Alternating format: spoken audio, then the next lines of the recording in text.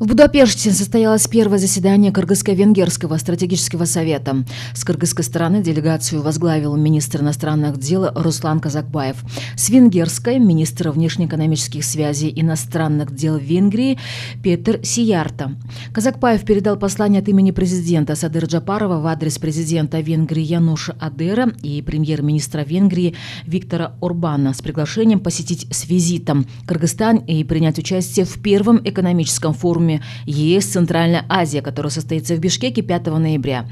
Петер Сиярто подтвердил свое участие в форуме. В ходе заседания министрами было официально объявлено о запуске работы Венгерско-Кыргызского фонда развития со штаб-квартиры в Бишкеке и постепенным пополнением уставного капитала фонда до $50 миллионов. В рамках фонда развития будут реализованы приоритетные для страны инвестиционные проекты в сфере сельского хозяйства, туризма и других сфер экономики.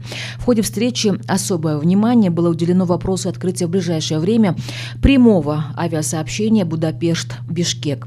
Стороны обсудили работу Кыргызско-Венгерской межправкомиссии и очередное заседание, которое запланировано на 2-3 ноября в Будапеште.